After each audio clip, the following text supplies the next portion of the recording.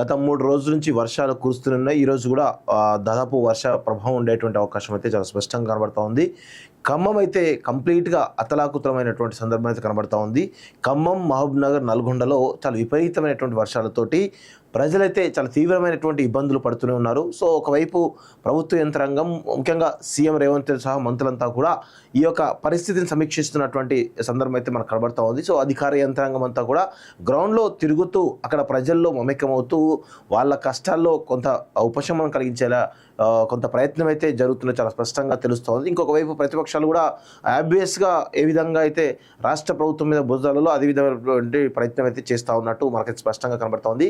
కానీ ఇక్కడ ప్రతిపక్షాలకు నేను ఒకటే చెప్పదలుచుకున్నాను, గతంలో కేసీఆర్ సీఎంగా ఉన్నప్పుడు కూడా వరదల విషయంలో ప్రభుత్వం పైన ఎలాంటి విమర్శలు చేయకుండా వాళ్ళకి సహకరించేయడం ప్రయత్నం పెద్ద ఎత్తున ప్రతిపక్షాలుగా గతంలో చేయడం జరిగింది. ఎప్పుడైతే కేసీఆర్ గ్రౌండ్కి వెళ్లకుండా ఫామ్ హౌస్కి పరిమితమైందో ఆ సమయంలో మాత్రమే విమర్శలు వచ్చేవి.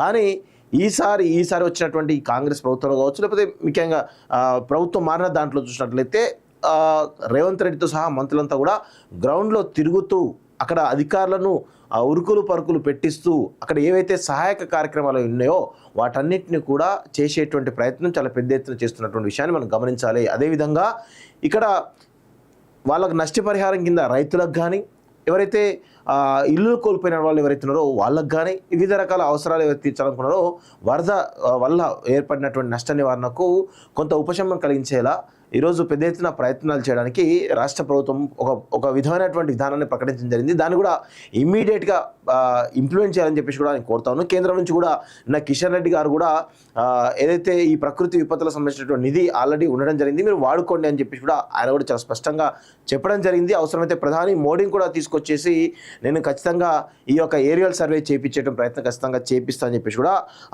కిషన్ రెడ్డి గారు కూడా హామీ ఇవ్వడం జరిగింది. సో మొత్తానికైతే ఒక రకంగా భారతీయ జనతా పార్టీ అయితే కొంత ఈ విపత్తుల విషయంలో సమన్వయం పాటిస్తూ ఉన్నది. కానీ అసలు బీఆర్ఎస్ పార్టీ అయితే కంప్లీట్గా ప్రభుత్వం పైన విమర్శలు చేసేయడం ప్రయత్నం చేస్తూ ఉన్నారు.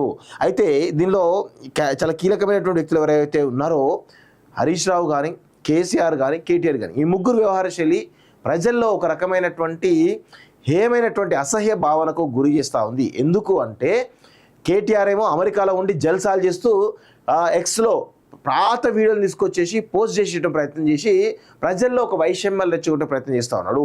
ఇంకొక వైపు కేసీఆర్ తనకేమీ పట్టినట్టు, తను తెలంగాణ బిడ్డ కాదన్నట్టు ఫామ్ హౌస్లో తాగి పడుకుంటూ జల్సాలు చేస్తూ ఉన్నాడు. ఇంకొక వ్యక్తి ఎవరైతే ఉన్నారో ఈ ఇద్దరు వీళ్ళు ఎట్లాగూ ఈ అయ్యా కొడుకు ఎట్లాగూ చేత కాదు, వీళ్ళంతా చేత కాదు దద్దమ్మలు అనుకుంటూ హరీష్ రావు గ్రౌండ్లో తిరుగుతూ క్రెడిట్ అంతా తను కొట్టేయడం ప్రయత్నంలో భాగంగా ఈరోజు బీఆర్ఎస్ కాంగ్రెస్ మధ్య గొడవలు సృష్టించేటువంటి ప్రయత్నం హరీష్ రావు చేస్తూ ఉన్నాడు.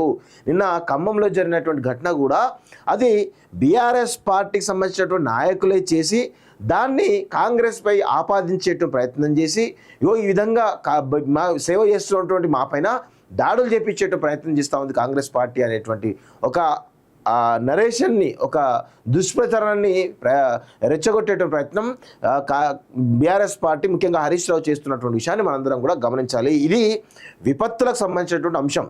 దీనిలో కాంగ్రెస్ పార్టీ కానీ, బీఆర్ఎస్ పార్టీ కానీ, ఇంకే పార్టీ అయినా కానీ గొడవలు పడడానికి అవకాశం వద్దు. ఎందుకంటే ఇది మానవతా కోణంలో ఆలోచించాల్సిన విషయం. ఎవరైనా వస్తే మీరు ఒక పద్ధతి గల విమర్శలు చేస్తే ఎవరైనా స్వీకరిస్తారు. కానీ ఇలాంటి విపత్తుల సమయంలో ప్రజలు రెచ్చగొడతా అంటే ఖచ్చితంగా బీఆర్ఎస్ పార్టీకి వాళ్ళ నాయకులకు బుద్ధి చెప్తారనేటువంటి విషయాన్ని గుర్తుపెట్టుకోవాలి. నిన్న కాంగ్రెస్ పార్టీ ఏం దాడి చేయలేదు, కేవలం సామాన్య ప్రజలు మాత్రమే బీఆర్ఎస్ పార్టీ పైన దాడి చేసినటువంటి సంఘటన మనం చూసినాం. దాన్ని కాంగ్రెస్ పార్టీ పైన ఆపాదించే ప్రయత్నం బీఆర్ఎస్ పార్టీ చేసింది అనేది చాలా స్పష్టంగా మనకైతే క్లియర్గా తెలుస్తుంది. ఒకసారి నిన్న జరిగినటువంటి గొడవ చూసినట్లయితే ఎవరైతే గొడవ చేశారో ఆయన ఈయన బీఆర్ఎస్ పార్టీ సంబంధించినటువంటి పువ్వాడ అజయ్కి సంబంధించినటువంటి అనుచరుడు. ఈ వ్యక్తే పువ్వాడ అజయ్ సంబంధించినటువంటి అనుచరుడు.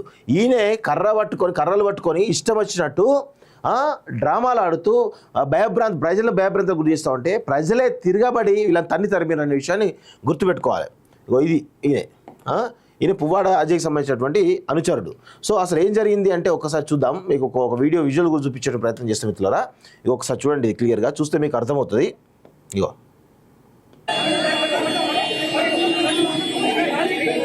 ఇగో ఇగో ఈయననే, ఇగో ఇక్కడ వైట్ వైట్ షర్ట్ వేసుకుంటారు కదా, ఈయననే నిన్న చూపించాడు కదా బీఆర్ఎస్ పార్టీ సంబంధించినటువంటి నాయకుడు.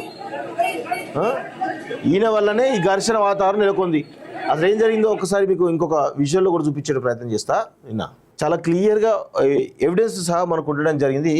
ఎవరైతే ఈ వ్యక్తి ఉన్నాడో ఈ వ్యక్తి చాలా స్పష్టంగా ఈ దేవ భక్తిని కిషోర్ అనేటువంటి బీఆర్ఎస్ పార్టీ నాయకుడు, అదేవిధంగా పువ్వాడ అజయ్ సంబంధించినటువంటి అనుచరుడు, ఈయననే ఆ కర్రలతోటి కొట్టేటువంటి ప్రయత్నం, బెదిరించే ప్రయత్నం చేసినటువంటి క్రమంలో అక్కడ ఉన్నటువంటి ప్రజలు తిరగబడి తరిమిండ్రు వీళ్ళను. సో ఈయన రెచ్చగొట్టకపోతే అక్కడ ఏం కాకపోతుండే, కేవలం ఈయన రెచ్చగొట్టడం వల్ల ప్రజలు తిరగబడ్డారని చాలా స్పష్టంగా మనకు అర్థమవుతుంది.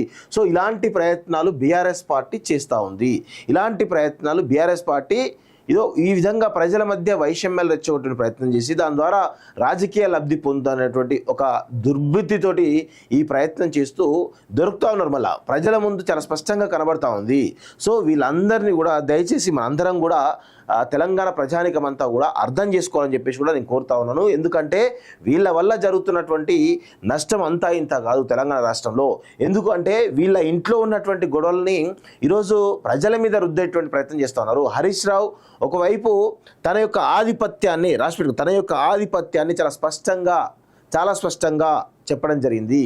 ఎందుకు అంటే కేటీఆర్ ఆల్రెడీ యూఎస్కి పోయిండు, కేసీఆర్ ఎట్లాగో ఫామ్ హౌస్ దాటుకొని బయటికి రాడు కాబట్టి నేనే బీఆర్ఎస్ పార్టీకి దిక్కు అనేటువంటి కోణంలో తను చాలా పెద్ద ఎత్తున ప్రయత్నాలు చేస్తున్నారు. ఎందుకు ప్రయత్నాలు చేస్తున్నారు అంటే వర్కింగ్ ప్రెసిడెంట్ కావాలట హరీష్ రావుకి.